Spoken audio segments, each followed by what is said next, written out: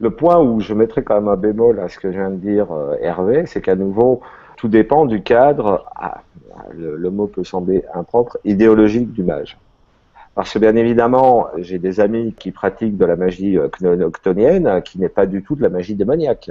Effectivement, on fait à l'heure actuelle, par court-circuit sémantique, une distinction entre le paradis et l'enfer, ou en tout cas entre les forces bénéfiques et les forces maléfiques, mais ça dépend à nouveau du cadre de travail.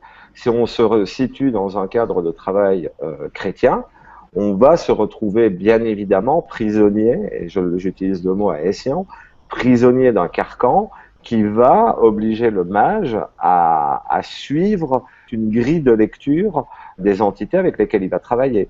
Et c'est pour ça que là, on va se retrouver dans des systèmes idéologiques avec des personnes qui ne pourront jamais travailler avec des entités que nous appelons par facilité démoniaques, c'est-à-dire avec toute cette représentation moderne dérivée du romantisme noir ou de mauvaise imagerie du Moyen Âge, de dieu enfin d'un diable cornu, etc., ou de petits lutins avec des petites queues et qui pètent du feu.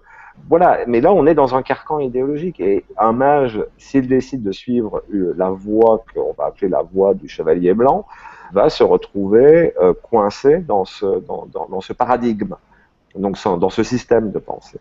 A contrario, et je connais enfin pas vraiment personnellement, mais ma femme étant un peu plus dans le sujet, des satanistes ne pourront pas, à nouveau tous, ne pourront pas sortir de leur carcan idéologique parce que ils sont dans un système de pensée, qu'ils le veuillent ou pas, chrétien. Donc s'ils veulent se positionner à contrario du système, ils vont y invoquer des forces qu'on dirait chtoniennes, mais qui en réalité sont infernales dans leur représentation. Et on revient au début de notre discussion, où l'importance de la psyché du mage. Parce que c'est la psyché du mage qui va induire automatiquement où les barrières idéologiques de son système vont être posées, va induire automatiquement les entités avec lesquelles il va travailler. Tout à fait. C'est tout à Voilà. fait. Le cadre conceptuel détermine ce avec quoi on va travailler. Tout à fait. Voilà. Et ça Et peut, je vais dire, ça peut même être un peu déroutant parce que la magie grecque refait surface de manière assez intéressante. Ben, c'est pas nouveau, hein, mais je veux dire, euh, des systèmes se recréent, etc. Une sorte de néo-mythologie ou de reconstruction de la mythologie avec un gros travail magique. Ce travail magique se fait effectivement, comme le disait Hervé, avec des forces chtoniennes aussi bien que, entre guillemets, célestes, mais il n'y a pas ce côté moral.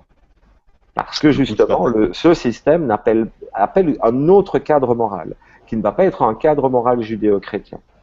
Si on fait de la magie kabbalistique, on va se retrouver coincé, qu'on le veuille ou qu'on ne le veuille pas, et je pense que Hervé pourrait nous le confirmer puisqu'il travaille sur le Raziel à l'heure actuelle. Si on se trouve dans un système magique hébraïque, kabbalistique, on est prisonnier de ce système. Et si on veut travailler contre ce système, on n'arrivera à rien. On va arriver à des effets inverses ou des effets assez néfastes.